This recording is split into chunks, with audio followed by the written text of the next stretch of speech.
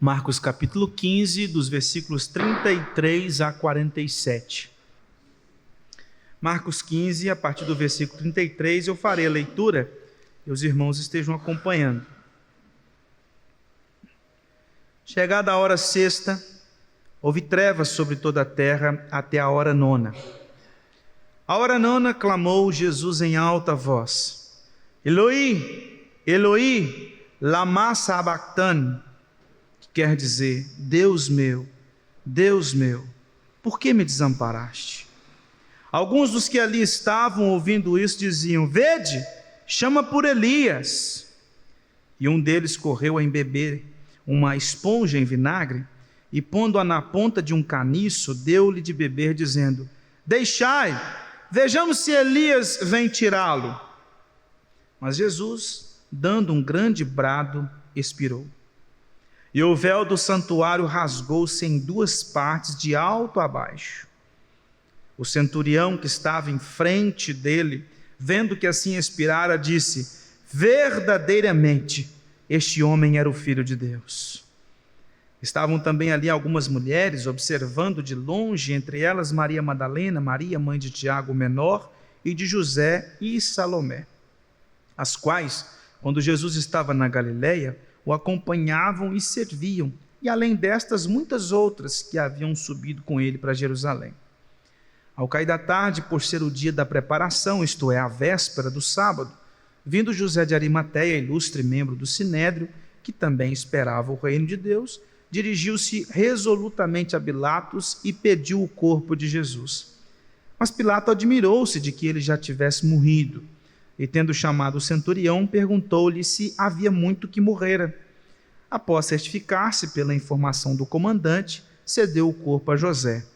Este, baixando o corpo da cruz, envolveu em um lençol que comprara e o depositou em um túmulo que tinha sido aberto numa rocha, e rolou uma pedra para a entrada do túmulo. Ora, Maria Madalena e Maria, mãe de José, observaram onde ele foi posto. Irmãos, a crucificação de Jesus, ela começou, à luz das Escrituras, como nós vimos no sermão anterior, às 9 horas da manhã. Ele passou pelo tribunal eclesiástico pela madrugada, aquela madrugada da noite de quinta para sexta, e logo pela manhã já foi enviado para sofrer o julgamento por Pilatos. Esse julgamento foi logo no início da manhã, e às 9 horas Jesus já estava crucificado, já estava pendurado no madeiro. E à luz do texto que nós vimos na semana passada, no domingo passado, Jesus foi crucificado entre dois ladrões. E de acordo com o registro de Lucas, um desses ladrões o insultava muito. Já o outro reconheceu que Jesus era o rei. E então, naquele momento, aquele homem foi transformado pelo poder de Cristo e ouviu a palavra de Jesus: hoje mesmo estarás comigo no paraíso. Enquanto Jesus estava na cruz, ele foi zombado, ridicularizado pelos líderes do judaísmo, pela multidão que chegava para a festa da Páscoa, por todas as pessoas que passavam, porque Jesus foi crucificado do lado de fora de Jerusalém. E essa crucificação do lado de fora é porque não podia crucificar ninguém dentro de Jerusalém, mas também, de acordo com Levítico capítulo 16, a expiação, o dia da expiação era composto da morte do cordeiro, mas também do envio do bode expiatório. E o bode, ele era solto para fora do acampamento de Israel. Então a morte de Jesus do lado de fora também tem essa ideia daquele bode que era solto para ir levando de maneira simbólica os pecados de Israel para longe de Israel. E por isso que Jesus é crucificado do lado de fora de Jerusalém. Ali ele sofre a zombaria dos judeus, do povo, dos soldados romanos. Ele sofre a zombaria de um daqueles ladrões. E aí o texto diz para nós que a hora sexta, que de acordo com a marcação judaica, era meio-dia. Hora sexta, Jesus então estava pendurado já há 3 horas no madeiro. Ele, desde as 9 horas, quando foi na hora sexta, que é meio-dia, houve trevas. E você sabe muito bem que meio-dia é o horário que o sol está no topo, né? É o sol mais quente, né? Vamos colocar assim. E foi no horário do sol mais quente que a terra foi coberta de trevas. Naquele momento havia o juízo de Deus sobre o seu filho.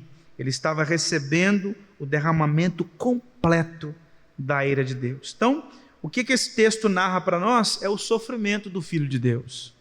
Como que ele sofreu? Sofreu para redimir céus e terra. Sofreu para trazer redenção à igreja, mas também para trazer redenção a tudo aquilo que Deus criou. A redenção que viria por este que foi prometido lá no Éden, a semente que pisaria na cabeça da serpente, aquele que viria para resgatar o teu santo povo. Então vamos observar o texto, primeiro dos versículos 33 a 37, onde nós lemos aqui o juízo de Deus sobre o seu filho. Então, houve trevas sobre toda a terra, das 12 horas até as 3 horas da tarde, que a hora nona aqui é 3 horas, que é o momento em que Jesus então expirou. Nesse período de meio-dia às 3 horas foi o derramamento completo da ira de Deus. Nós sabemos, à luz de todos dos evangelhos, que Jesus passa a sofrer a agonia de substituir a igreja lá no Getsêmani. Só que isso vai se intensificando. Primeiro começa no Getsêmani, depois o tribunal do Sinédrio, depois o tribunal de Pilatos, os primeiros momentos de crucificação, e agora é a intensificação. É o momento mais intenso do derramamento da ira de Deus sobre o Filho. Naquele momento, Cristo estava sofrendo o que nenhum de nós sabe e pode imaginar. Porque naquele momento, Jesus não estava sofrendo nas mãos de um ditador. Jesus não estava naquele momento sofrendo nas mãos do homem mais cruel que você já ouviu falar. Jesus não estava simplesmente sofrendo por causa dos açoites que ele havia recebido. E Jesus não estava simplesmente sofrendo por causa dos cravos que estavam penetrados em suas mãos e pés. Jesus não estava sofrendo tão somente por causa daquela coroa de espinhos. Jesus não estava sofrendo simplesmente por causa de desidratação. Jesus estava sofrendo porque a ira de Deus estava sendo lançada sobre ele. A ira completa de Deus. A ira santa de Deus. Porque ele decidiu substituir a sua igreja. Então ele foi extremamente isolado. Ali houve um momento de profunda dor, que à luz do Antigo Testamento foi o dia do Senhor. Dia do Senhor, nas Escrituras, tem tanto a ver com o dia de juízo, como esse dia que nós estamos hoje, domingo, dia do Senhor, o dia da ressurreição de Cristo.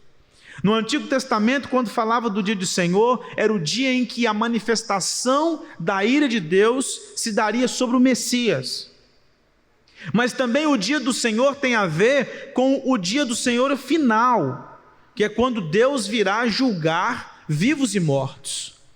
Quando esta humanidade chegará ao fim, e Deus há de julgar pelo seu tribunal, e o juízo dele virá.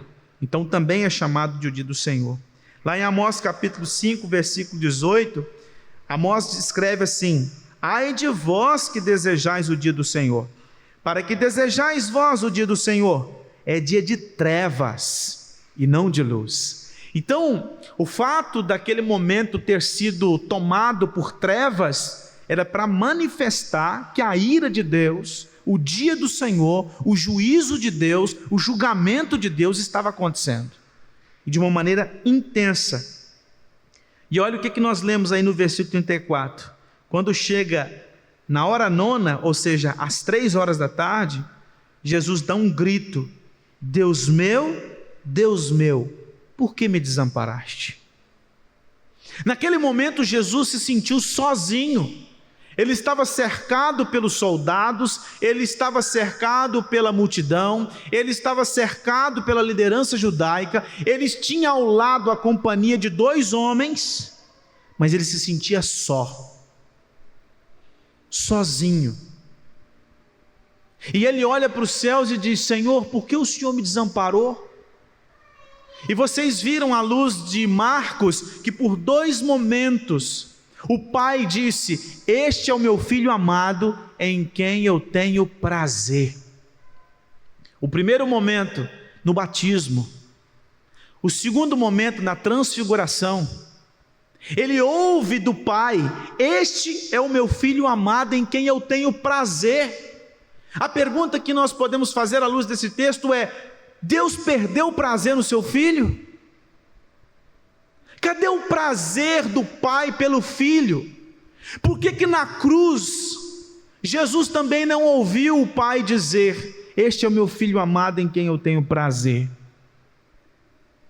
Será que o Pai deixou de amar o Filho? Será que o Pai deixou de ter prazer no Filho? Será que o Pai rejeitou o Filho?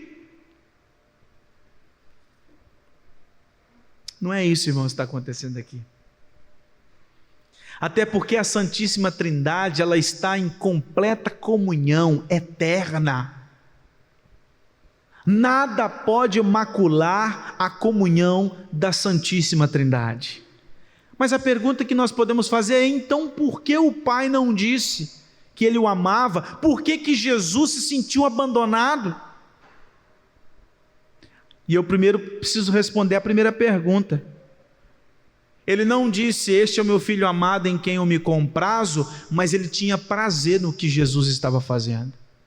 Porque à luz de Filipenses capítulo 2, de 5 a 11, diz que Jesus foi obediente até a morte, e morte de cruz.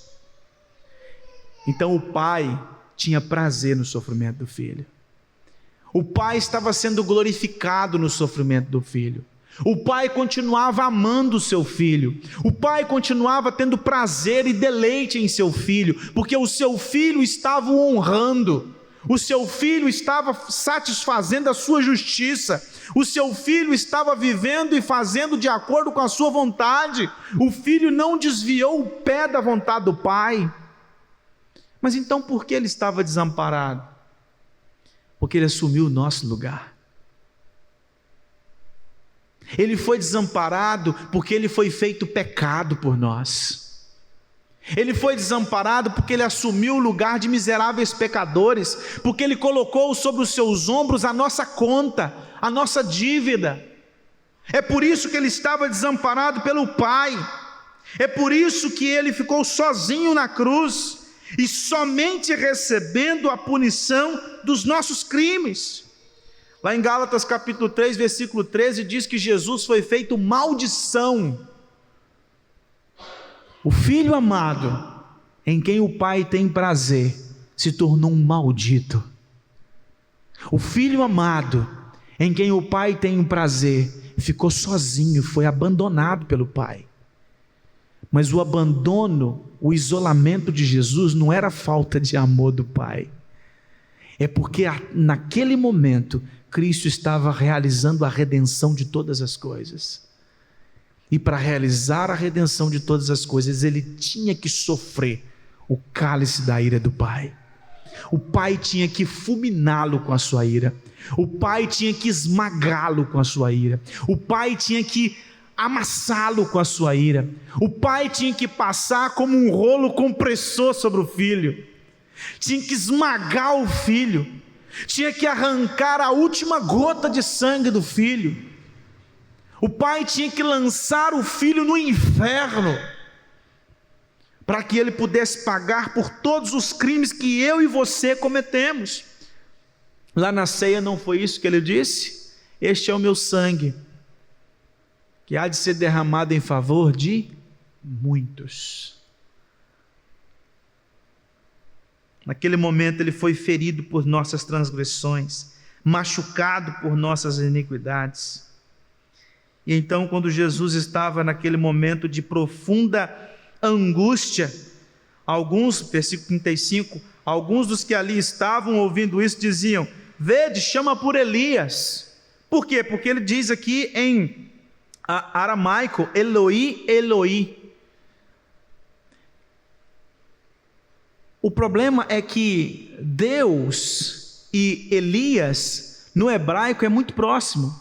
É Eloi e Eli. Então, quando eles ouviram Jesus falando Eloi, talvez eles entenderam Jesus falando Eli e não Eloi.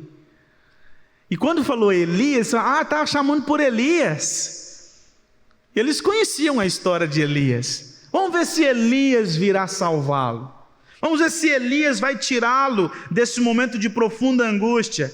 E aí o versículo 36 diz: e um deles correu a embeber uma esponja em vinagre, e pondo-a na ponta de um caniço, deu-lhe de beber, dizendo: deixai, vejamos se Elias vem tirá-lo. Esse vinagre aqui é em cumprimento à palavra profética de Salmo 69, versículo 21. O texto diz: me deram de beber vinagre. Algumas traduções dizem: me deram de beber fel. Isso porque, à luz de João, do relato de João, Jesus pediu água. Ele disse: tenho sede. E quando ele disse tenho sede, levaram para ele vinagre. Levaram para ele uma bebida amargosa, cheia de amargor, que é exatamente o cumprimento de Salmo 69, versículo 21. Naquele momento, irmãos, nós falamos no domingo passado, quando Jesus diz que ele tem sede, não é simplesmente uma sede por uma desidratação do corpo. Imagine bem, esse homem tinha passado pelo tribunal de Pilatos, tinha passado primeiro pelo tribunal eclesiástico, depois passou pelo tribunal de Pilatos, depois carregou a cruz até um certo ponto, depois Cirineu ajudou. Ele vai nesse percurso todo, chega para ser crucificado 9 horas da manhã, e aqui já são 3 horas da tarde. Então é muito provável que ele tivesse sede. Mas a sede de Jesus, à luz das Escrituras, não é simplesmente uma sede por causa do corpo desidratado, mas era uma sede porque o cálice da ira de Deus estava sendo derramado sobre ele. Arthur, de onde você tirou isso? Vocês se lembram daquela parábola ou história do rico e Lázaro? Quando o rico chega para Lázaro e diz: tem como você molhar a ponta do seu dedo e colocar na minha língua? Porque eu me sinto em ardência profunda.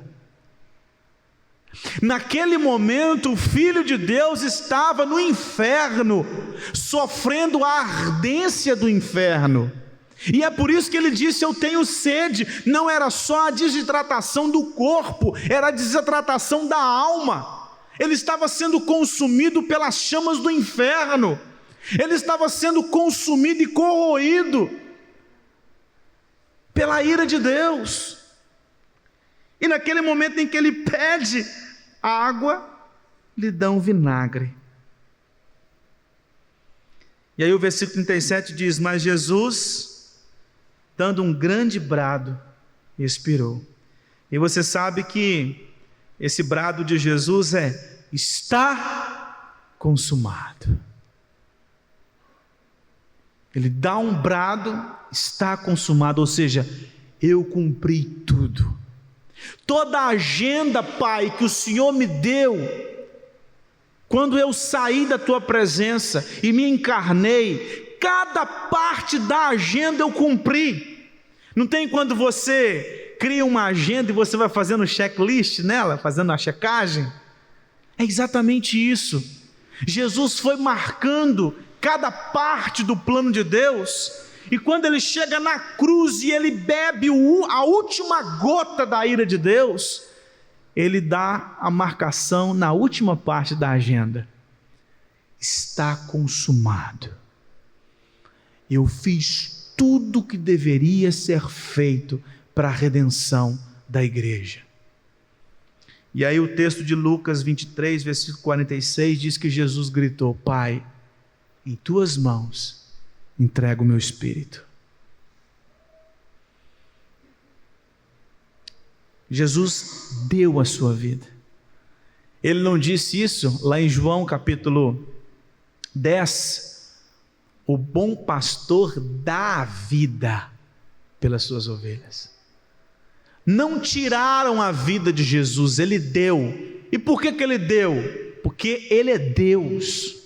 Só Deus pode tirar a vida de alguém.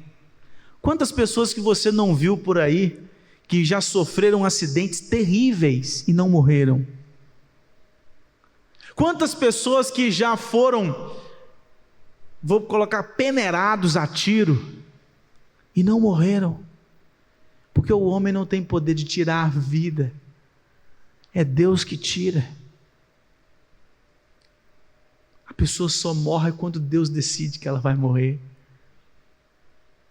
E naquele momento o filho entrega a sua vida, ele derrama a sua vida, ele expirou, dizendo: Pai, em tuas mãos entrego o meu espírito. Irmãos, as lições que nós podemos tirar até aqui desse texto, a primeira é que Cristo sofreu o inferno por nós, para que nós jamais experimentemos a ira de Deus. Romanos capítulo 8, versículo 1 diz: agora, pois, já nenhuma condenação há para aqueles que estão em Cristo Jesus. Sabe por que não existe nenhuma condenação sobre a sua vida e sobre a minha vida? Porque Jesus bradou na cruz: está consumado. Porque Jesus na cruz verteu o seu sangue, e cada gota do derramamento do sangue de Cristo purificou os meus e os seus pecados. E é graças à obra de Cristo Jesus que nós temos acesso a Deus, comunhão com Deus. Não é isso que Paulo disse em Romanos 5, versículo 1? Justificados mediante a fé, temos paz, temos relacionamento com Deus. A sua relação com Deus e a minha relação com Deus só é possível porque Cristo gritou na cruz: está consumado. Porque Ele entregou a sua vida por causa dos nossos crimes. Ali na cruz, Jesus morreu por causa do seu egoísmo, por causa da sua idolatria, por causa da sua mentira, por causa da sua blasfêmia, por causa da sua língua torpe, maldita, por causa dos seus olhares cobiçosos, por causa da sua soberba, por causa do seu orgulho, por causa da sua imoralidade. Foi ali na cruz que Ele pagou por todos esses crimes que você comete todos os dias contra Ele. E como disse João na sua primeira carta, aquele que diz que não tem pecado é mentiroso. Todos os crimes que você já cometeu na sua vida foram pagos por Cristo na cruz do Calvário. E nós só encontramos perdão, como nós vimos hoje na escola bíblica, porque Ele pagou por todos os nossos crimes. Conforme disse Paulo em Colossenses, Ele rasgou o escrito de dívida que era contra nós. E como que isso aconteceu? Assim, sofrendo a ira de Deus, a terrível ira de Deus. Você nunca vai saber o que é estar debaixo da ira de Deus. Você nunca vai saber o que é beber o cálice da ira de Deus. Você nunca vai sentir as chamas do inferno. Você nunca vai sentir, como disse Jesus, que o inferno é aquele lugar onde o verme vai corroendo. Você nunca vai sentir isso. E sabe por quê? Não é porque você é bonitinho, não é porque você faz as coisas do jeito certo, não é porque você é melhor do que os outros, é porque Cristo pagou os seus crimes na cruz. É por isso, tão somente por causa disso. Agora tem uma coisa: quem não foi perdoado, quem não teve a sua dívida paga lá na cruz, vai pagar por ela eternamente no lago de fogo e enxofre. Só existe uma forma de você ser perdoado: Cristo. Se Cristo não for o Senhor e Salvador da sua vida, você vai pagar por todos os seus crimes, porque Deus não vai levar desaforo para casa. Deus não vai empurrar os seus crimes para debaixo do tapete. Deus não vai fazer vista grossa. Pelo contrário, você vai ter que pagar o que você deve. Só existem duas formas de pagar o que deve: se escondendo debaixo de Cristo, ou se escondendo dentro de Cristo, para que você esteja livre da ira vindoura, ou indo para o inferno pagar por todos os seus crimes. Você tem duas saídas: ou se rende a Cristo e se esconde dentro dele para ser salvo, ou você paga pelos seus crimes no inferno. Eu espero que você não queira isso. Irmãos, a gente aprende com esse texto também que o abandono de Cristo não foi por falta de amor do Pai. Deus Pai não deixou de amar o Filho porque o colocou naquela situação. Pelo contrário, o Filho estava glorificando e honrando o nome do Pai. E qual que é a lição que a gente pode tirar disso? O fato de você enfrentar dor e sofrimento na sua caminhada cristã não significa que Deus deixou de te amar. Uma das primeiras perguntas que nós fazemos quando o sofrimento bate na nossa porta, quando a tribulação e as provações chegam, é: será que Deus ainda me ama? Será que Deus deixou de me amar? Será que Deus me rejeitou como filho? Ele não rejeitou, ele não deixou de amar nem o filho dele, lá naquele momento de cruz. Ele não deixou de te amar.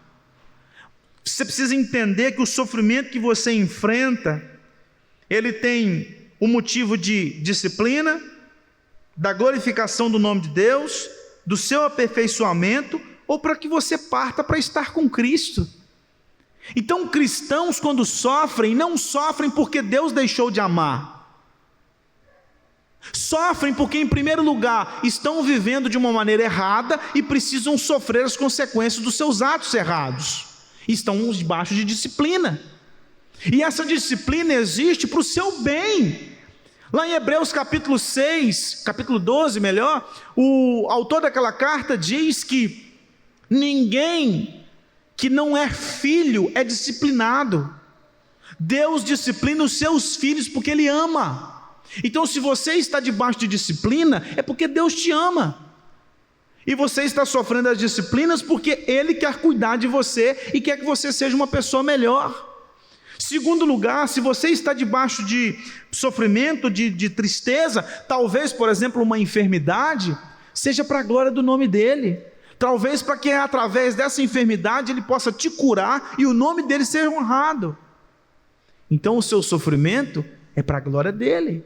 Em terceiro lugar, talvez você está sofrendo para que Deus te aperfeiçoe. Há áreas na sua vida que precisam ser tratadas e serão tratadas através do sofrimento. Então Deus quer o seu bem, quer que você seja uma pessoa melhor, quer que você seja mais parecido com o filho dele. Então veja que o sofrimento não é tão ruim assim como você acha. E tem a última opção: talvez você está sofrendo uma enfermidade porque através dessa enfermidade você vai partir. Mas como disse Paulo, para estar com Cristo, o que é infinitamente melhor. Então, sofrimento não significa Deus deixou de amar. Sofrimento significa Deus quer o meu bem. O grande problema é que nós precisamos tirar os óculos de uma visão de sofrimento secular e colocar os óculos de uma visão de sofrimento bíblica. Deus tem motivos para que você sofra. E você, sendo cristão, o seu sofrimento nunca é para o mal, é sempre para o bem. Todas as coisas cooperam para o bem daqueles que amam a Deus. Isso não é só um versículo para se decorar, é um versículo para se viver. Tim Keller disse o seguinte: o grande tema da Bíblia é como Deus traz alegria plena, não só apesar do sofrimento, mas através do sofrimento. Assim como Jesus nos salvou, não apesar do que sofreu na cruz, mas por causa do que sofreu na cruz.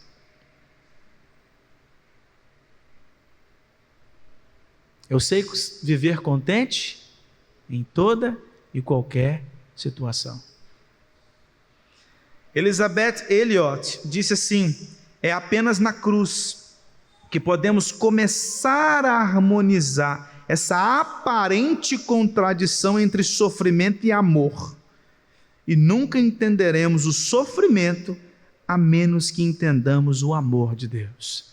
Deus não deixou de amar o seu filho colocando ele na cruz. Porque Deus amou o mundo de tal maneira, deu o seu filho unigênito, para que todo que nele crê não pereça, mas tenha a vida eterna. Versículo 38 e 39, nós percebemos nesse texto o livre acesso que foi conquistado pelo Filho de Deus. E o véu do santuário rasgou-se em duas partes, de alto a baixo. Essa cortina, irmãos, foi rasgada às 3 da tarde, possivelmente, por se tratar de uma sexta-feira, celebração da Páscoa, os sacerdotes estavam organizando as coisas da festa. Já era 3 da tarde. Então, enquanto os sacerdotes estavam no templo organizando tudo, à luz dos evangelhos, ocorre um tremor de terra quando Jesus expirou e o véu do templo se rasga. Esse véu aqui era aquele véu que dividia o santo do santo lugar do santo dos santos. Você sabe que à luz do Antigo Testamento, no santo lugar, somente os sacerdotes poderiam entrar. Mas no santo dos santos, somente o sumo sacerdote poderia entrar, e isso uma vez por ano. O que acontece quando Cristo morre? Aquele véu que dividia os 2 lugares do templo é rasgado de alto a baixo. Naquele momento, Jesus abriu o acesso ao Santo dos Santos. Agora vocês não precisam mais de um sumo sacerdote humano. Agora vocês não precisam mais do sacerdócio israelita. Agora vocês não precisam mais de Arão, de Moisés ou de qualquer outro. Agora vocês têm a mim. Eu sou o sumo sacerdote. E é isso que é tratado lá no livro de Hebreus. O sumo sacerdote, aquele que é superior ao sacerdote levítico, e que agora dá acesso não apenas a judeus, mas a gentios e judeus. E gentios e judeus têm livre acesso ao Santo dos Santos. Gentios e judeus podem entrar no Santíssimo Lugar. Gentios e judeus podem ter relacionamento com o Pai por intermédio do sumo sacerdote Cristo Jesus. E aí o texto diz que, versículo 40, o centurião que estava em frente dele, vendo que assim expirara, disse: verdadeiramente este homem era o Filho de Deus. Olha só, um gentio. Jesus esteve no seu ministério por cerca de 3 anos pregando, e os evangelhos narram que gentios reconheciam Jesus, mulheres reconheciam Jesus, endemoniados reconheciam Jesus, os pobres reconheciam Jesus, mas os sábios da época não reconheciam Jesus. Os maiorais da época não reconheciam Jesus. A massa israelita não reconhecia Jesus. E agora um centurião romano diz: este homem era o Filho de Deus. Um homem que não tinha a revelação do Antigo Testamento. Um homem que não conhecia as profecias do Antigo Testamento, mas um homem que, ao ver a obra de Cristo diante dos seus olhos, ele disse: verdadeiramente este homem era o Filho de Deus.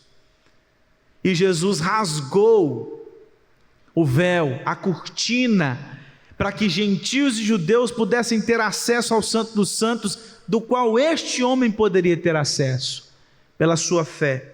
Alguns na tradição da igreja acreditam que esse homem se converteu a Cristo. Nós não sabemos da história dele, não dá para bater o martelo, mas talvez por causa dessa declaração ele tenha sim se tornado um discípulo de Cristo, depois de tudo aquilo que ele viu, não sendo judeu. E aí nós entendemos que à luz do capítulo 16, Jesus vai enviar os seus discípulos para pregar o evangelho a todos os povos, que foi o que aconteceu até hoje. Estão aqui brasileiros, ouviram o evangelho, se renderam a Cristo Jesus e reconhecem que Ele era o Filho de Deus. Então, irmãos, a gente já pode tirar também algumas lições desse texto, desses versículos 38 e 39. A primeira delas é que o sistema judaico simbólico está completamente abolido. Esse negócio dessas igrejas por aí que fica recuperando essas coisas do Antigo Testamento, de guardar certas coisas do Antigo Testamento, o Shabá, de continuar ainda com o Menorá, de continuar com a Arca da Aliança, isso é tudo bobagem. Isso é tudo bobagem. E às vezes o pessoal vê isso como símbolo de espiritualidade. Quando chega numa igreja que tem uma Arca da Aliança ali, o pessoal fica até, aqui o culto é até diferente. Irmãos, o culto israelita foi abolido. Você não precisa acreditar em mim não, basta ler a carta aos Hebreus. A carta aos Hebreus vai te dizer que o culto israelita foi abolido, acabou esse negócio, acabou templo, acabou dia de expiação, acabou simbolismo, acabou festas, acabou tudo isso. Tudo se cumpriu em Cristo, Ele é a realidade de todas as coisas. E toda adoração se dá em espírito e em verdade, que foi o que ele disse para aquela mulher samaritana. Irmãos, o culto e tudo que nós fazemos em nossa caminhada cristã não é aceito por Deus por causa das coisas que nós fazemos. Os irmãos já devem ter reparado que todas as vezes, pelo menos desde quando eu assumi aqui em Paú, os irmãos sabem muito bem que nós sempre começamos o culto invocando a direção de Cristo. Por que isso? Porque o culto não é aceito por Deus por causa de mim e de você. Alguns acham assim, e se a gente começar o culto com confissão de pecados? Vamos começar o culto com confissão de pecados, porque aí Deus nos perdoa, a gente está perdoado, e aí pode entrar no Santo dos Santos. Não, irmãos, não é isso não. Porque mesmo que você seja perdoado aqui minutos antes do culto começar, você ainda continua pecador e você vai pecar durante o culto, inclusive. Às vezes algumas coisas vão acontecer que vão tirar a sua atenção e você não vai prestar um culto de coração, de alma. Sabe por que o culto é aceito? Por causa de Cristo. O culto só é aceito pela intercessão de Cristo. Quando nós nos reunimos aqui, irmãos, eu falei, se eu não me engano, isso foi quarta-feira aqui no estudo bíblico. Quando nós nos reunimos aqui para prestar culto ao Senhor, e quando nós oramos aqui pedindo a intercessão de Cristo, é como se naquele momento o Filho de Deus que está à destra do Pai, o Filho de Deus intercederia por nós. E ele dissesse para o Pai: Pai, receba a adoração da igreja presbiteriana de Paú, porque eles estão rogando pelo meu nome. Então, pelos meus méritos, aceite o culto que eles vão prestar. É um culto imperfeito, porque é um culto prestado por gente imperfeita. É um culto que está maculado. Mas por causa do meu nome, por causa do meu sacrifício, por causa de quem eu sou, e por ser o intercessor deles, por ser o mediador deles, por ser o sumo sacerdote deles, aceite o culto.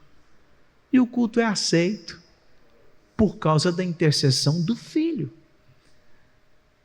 Não por causa da nossa limpeza, da nossa pureza, mas por causa de Cristo. E assim é a nossa vida, irmãos. Tudo aquilo que você faz na sua caminhada cristã só é aceito por causa dos méritos de Cristo.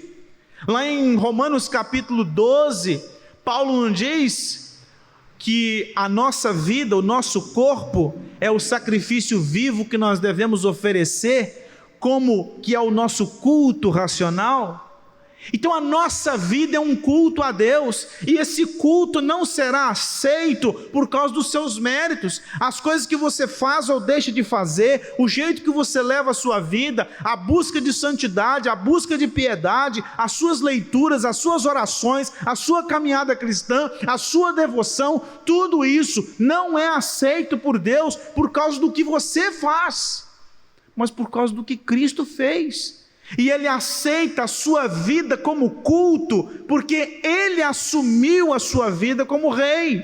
Ele está sobre você, Ele é o seu dono, Ele é o seu Senhor, Ele é o seu Salvador, Ele é o seu mediador. E porque Ele é o seu mediador, a sua vida como sacrifício vivo, santo e agradável, é agradável por causa do sacrifício dEle, por causa da obra dEle. Às vezes as pessoas têm uma visão muito equivocada de muitas coisas. Quer ver, por exemplo, dízimos e ofertas? As pessoas acham que porque estão entregando os dízimos e ofertas, elas vão receber de Deus algumas coisas. Meu querido, isso é generosidade, isso é demonstração de amor, isso é demonstração de alegria, de devoção ao Senhor, não é receber em troca. Deus não vai olhar para você de um jeito diferente só porque você depositou nesse gasofilaço algumas cédulas. Nem porque você fez uma transferência bancária de X ou Y, mas é a sua vida aos pés de Cristo, pela mediação de Cristo, é que Ele cuida de você.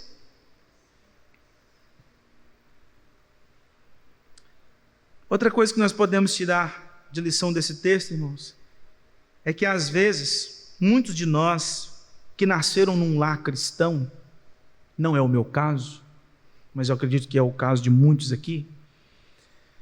Muitas vezes nós que nascemos num lar cristão não reconheceram ou não reconhecem Cristo como seu Senhor.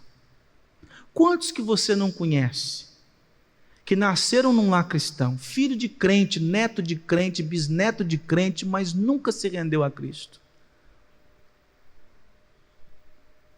Aqui nós temos um centurião romano, que não era filho de crente, neto de crente, bisneto de crente, mas que reconheceu Cristo como o Filho de Deus. Então, irmãos, nem todos aqueles que são filho de peixe é peixe. Nem todos aqueles que estão dentro de uma família cristã serão verdadeiramente cristãos, mas são aqueles que se rendem a Cristo Jesus. Por isso que nós da teologia da aliança não entendemos que só porque eu como pai vim aqui à frente e apresentei os meus filhos e eu estou cumprindo uma ordenança de vir aqui à frente e apresentar os meus filhos diante de Deus através do batismo, isso é uma ordenança, eu tenho que fazer isso. Mas eu reconheço que um dia Bernardo e João precisarão reconhecer Cristo como Filho de Deus, e eu oro por isso todos os dias. Eu não confio que os meus filhos serão quem eu sou ou melhor do que eu sou. Eu os apresentei, eu os batizei, eu oro por eles todos os dias, eu ensino a Escritura para eles todos os dias. Mas eu sei que eles precisam tomar essa decisão de livre e espontânea vontade por si só. E se eles não reconhecerem Cristo como Senhor e Salvador, por mais que doa falar isso hoje, vão queimar no inferno. Porque eles precisam pessoalmente ter um encontro com Cristo. Pessoalmente. Então, irmãos, há muitos que estão aí fora que vão reconhecer Cristo. E você vai falar assim: por que, Senhor, que o meu filho não se rende a Cristo, mas esse miserável aí reconheceu Cristo como Senhor e Salvador? Como é que um homem desse, como é que uma mulher dessa se rende a Cristo? Mas o meu filho, que foi criado num berço cristão. Eu lia a Bíblia todo dia, eu orava todo dia, eu fazia culto doméstico todo dia, eu fazia tudo, levava para a igreja, reunião de oração, estudo bíblico, culto, escola dominical, não faltava nada, nunca se rendeu. E por que um miserável ali fora, que vivia na prostituição, ouviu o evangelho uma vez e se rendeu a Cristo? Tira isso do meu coração, meu querido. Para com isso, se alegra com o fato de que aquele irmão chegou a Cristo. E não fica se remoendo porque o seu filho ainda não chegou. Pode ser que ele não chegue, infelizmente. Mas eu espero que ele chegue. Mas se alegre pelo fato de que há pessoas se rendendo a Cristo. Versículo 40 e 41, estavam também ali algumas mulheres, observando de longe, entre elas Maria Madalena, Maria mãe de Tiago menor, e de José e Salomé, as quais quando Jesus estava na Galiléia o acompanhavam e serviam, e além destas, muitas outras que haviam subido com ele para Jerusalém. Irmãos, cadê os discípulos? Cadê Pedro, Tiago, João? Onde estão esses homens? Estavam ali as mulheres. João capítulo 19 diz que João estava lá, não é verdade? João 19, versículo 26 e 27 diz que João estava lá, o discípulo amado. Mas os outros sumiram. Ali estavam mulheres que seguiram a Cristo, que se renderam a Cristo, que demonstraram profunda coragem, que evidenciaram um profundo amor a Cristo e que estavam ali sendo testemunhas da redenção. Mulheres que eram discípulas de Cristo estavam testemunhando da redenção, e os discípulos que foram treinados por 3 anos à luz de João, só João estava lá. O resto sumiu tudo, o resto foi tudo embora, o resto desapareceu. O resto não estava lá nem ao menos para pegar o corpo de Jesus na cruz. É José de Arimateia que vai fazer isso. Os discípulos do mestre não estavam lá nem ao menos para tirá-lo do madeiro. Mas estavam lá essas mulheres, com devoção, com amor, com respeito. Então, irmãos, nós devemos vigiar e orar para não nos acovardarmos na jornada cristã. Nós não somos melhores do que Pedro, que Tiago, que os demais. Às vezes, na hora que o cerco aperta, você vai tentar pular de todas as formas. Então você precisa orar. Você precisa buscar o Senhor todos os dias, vigiar e orar para que você não se acovarde na sua caminhada cristã. Outra coisa, irmãos, que a gente já pode tirar desse texto é que muitas vezes o cristianismo ele é acusado pelo pessoal aí fora de paternalista, misógino, machista, preconceituoso, porque não inclui as mulheres, né? Se tem uma religião que mais inclui as mulheres, é o cristianismo. Jesus e os apóstolos colocaram as mulheres no seu devido lugar, no lugar de respeito e de honra. Jesus tinha como discípulas essas mulheres. É bem verdade que ele não escolheu nenhuma delas para ser apóstolo. Por que Jesus não fez isso? Porque não compete a elas. Mas isso não significava que ele não amasse cada uma delas. Ele não poderia ter escolhido 6 homens e 6 mulheres? Não, mas ele não quis fazer isso. Por que ele não quis? Porque não compete às mulheres a governança da igreja. Não compete às mulheres o ensino da igreja, o apostolado da igreja, o pastoreio da igreja, mas elas são extremamente importantes na vida da igreja. Extremamente importantes. Paulo escreve num contexto, por exemplo, irmãos, lá em Éfeso, eles tinham a mentalidade o seguinte: mulher, esposa, só prestava para 2 coisas: ter filho e cuidar da casa. Essa era a visão em Éfeso. Mulher só prestava para ter filho e cuidar de casa. Vem Paulo e disse: maridos, ame vossa mulher como Cristo amou a igreja. Paulo escreve para Coríntios, para aqueles crentes em Coríntios, dizendo que a mulher é proprietária do corpo do seu marido, numa cidade que a mulher era vista da mesma forma, como uma coisa, um produto a ser consumido. E aí Paulo vem dizer que a mulher é dona do corpo do marido, explicando, colocando as coisas no seu devido lugar. Então o cristianismo não é misógino, não é essa coisa toda que o pessoal fala por aí afora. O cristianismo coloca homem e mulher para cumprir a função que eles foram criados para fazer. Disse J.C. Ryle, por exemplo, parece que o propósito é ensinar-nos, comentando esse texto, parece que o propósito é ensinar-nos que as mulheres têm um importante papel a desempenhar na igreja de Cristo, papel que lhes deve ser atribuído e que elas devem cumprir. As mulheres podem realizar um trabalho grandioso, visando a glória de Deus, sem que precisem ensinar publicamente. Feliz é aquela congregação na qual as mulheres sabem disso e agem em conformidade com isso. Fecha aspas. Mulheres que sabem o seu papel para a glória do Senhor e para o bem da igreja. Agora, dos versículos 42 a 47, nós vemos o sepultamento do filho, que é o princípio da sua exaltação. José de Arimateia, um homem ilustre, vai lá e pega o corpo de Jesus.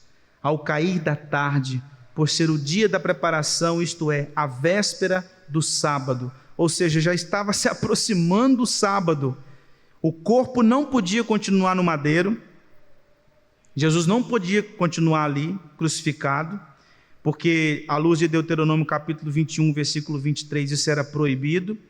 Eles não podiam fazer nada disso no sábado, porque se chegasse o sábado, eles não podiam mexer, tinham que esperar até o domingo. Então José de Arimateia corre, antes que a sexta-feira termine e o sábado comece. José de Arimateia vai até Pilatos e pede o corpo de Jesus.